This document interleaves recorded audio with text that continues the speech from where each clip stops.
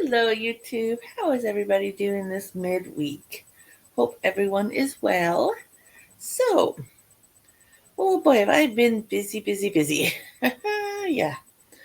As you guys know, I've been putting a fair bit of work into Sophie lately.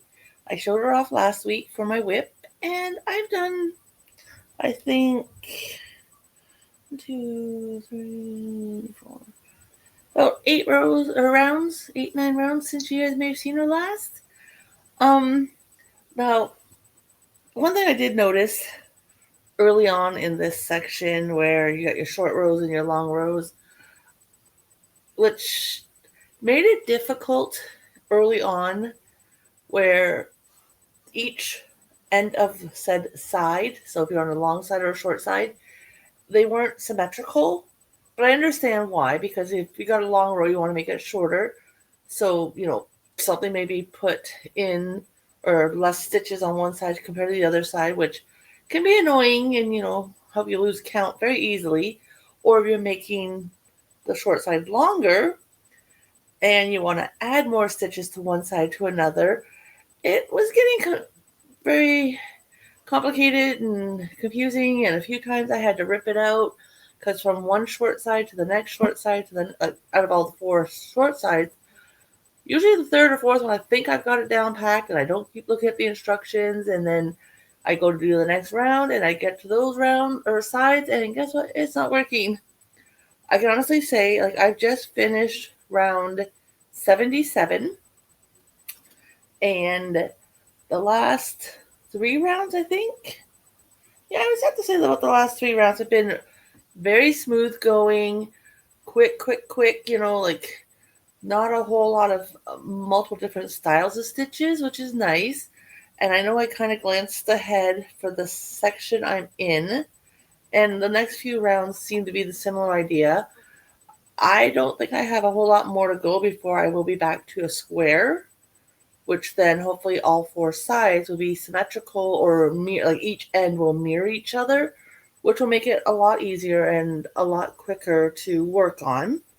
But the blue stitch marker is where I was last time I showed Sophie to you, and the purple one is just to mark the first stitch, because normally when I work on something, I normally put my marker in my last stitch.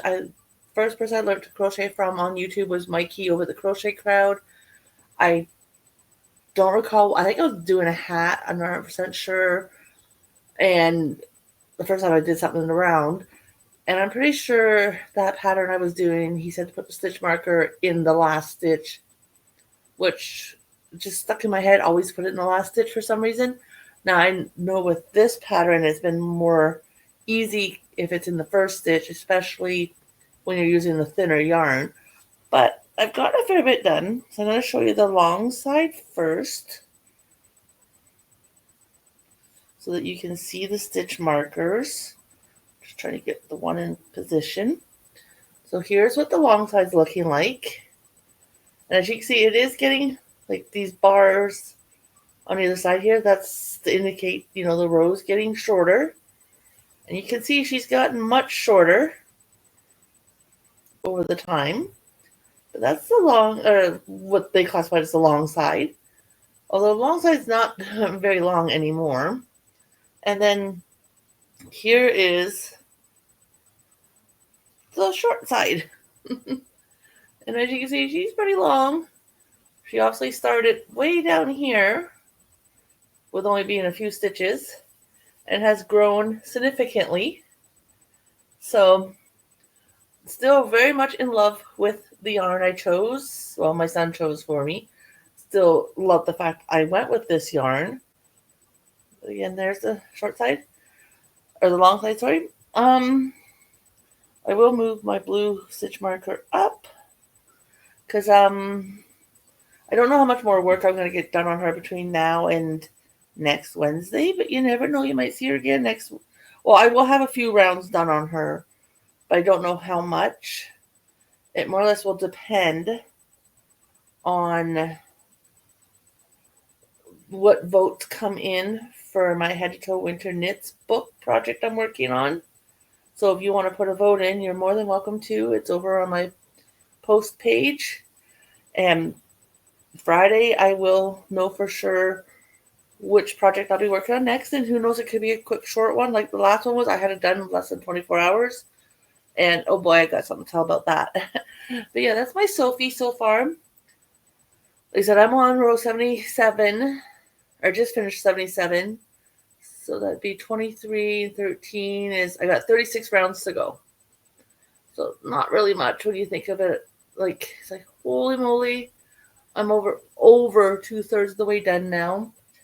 Um, Again, for those who are doing it in worsted weight, oh my goodness, or did it in worsted weight, oh, that thing had been heavy. Like mine with the 3-weight yarn is heavy. And it's like, yeah, when I work on it at the camper, I sit in the shade.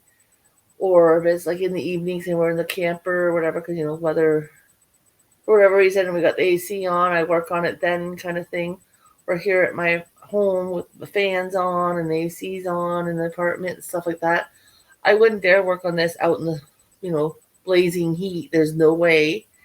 And again, for those of you who are changing your color or changed your color like every round or every so many rounds. Now I know I said, there's 113 rounds times 2 is 226, but there are a few sections where you do use the same color for a few rounds.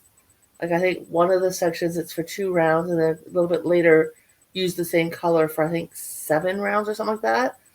So obviously you're not changing your color every round then, or every 6 round, or for 6 rounds, something like that. Which I haven't come to those parts yet, which will be back to a square, thank goodness. But yeah, for those who changed your color, and I've been watching a couple of YouTubers who did it, and watching them and changing the colors and all those ends to sew in. Oh my goodness. Like I've got a lot of ends I can admit to sew in. Like I'm on cake 3, by the way, and I'm gonna guess I'm over halfway done. Like it's very floppy, not much to it. It seems like. So I would say I put me about halfway done this cake of cake 3. I'm thinking the 5 cakes I have will hopefully be enough. I don't really want to have to buy a 6th cake if I don't have to. But I think if I'm only down to 3 rounds or less, and I come to the end of the 5th cake, I think what I'll do is I'll just get a 3-weight white yarn, same 100% acrylic kind of thing, but get it in a different type of yarn that may cost a little less, because paying over $10 a cake, that's what taxes and coupons and everything. Like this blanket's already costed me over $50, and I don't really want to put a whole lot more into it if I don't have to. So I'm really, really hoping the 5 cakes will make it to the end. Like I said, if not, maybe I can buy just a yarn that's only going to cost me a few bucks, like $4 or $5 or so, like half the price, and it's going to be enough to get me to the end. We'll have to wait and cross that bridge when it comes. You know how it is. But yep, so that's all I've been working on this past week is Sophie. They said I did work on that other project, but you will see it Friday. I have no video for tomorrow, because tomorrow I would normally do things we're making Thursday, but there's still one more Thursday after that in the month. So I will do something next Thursday. And then, like I said, Friday there will be me showing you a finished object, talking about what may or may not have won in my poll, depending on how you guys voted, and then putting up the new 3 options to vote on. So please stay tuned for Friday's video, and like I said, please put your vote in. It's more entertainment for me to see what you guys pick. I will sooner or later be making everything in this book, but it's always fun to see what you guys pick, because I don't check throughout, the week or weeks, depending on how long it takes me to make the item. And it's always fun when I go in Friday and look, like the day it's going to get closed, and it's like, oh, this one won, or oh, wow, I'm surprised that one won, kind of thing. I thought it would have been this project. So, yep. Anyways, guys, that's all I'm going to keep you for. Have a good day, and I will see you Friday. Bye for now.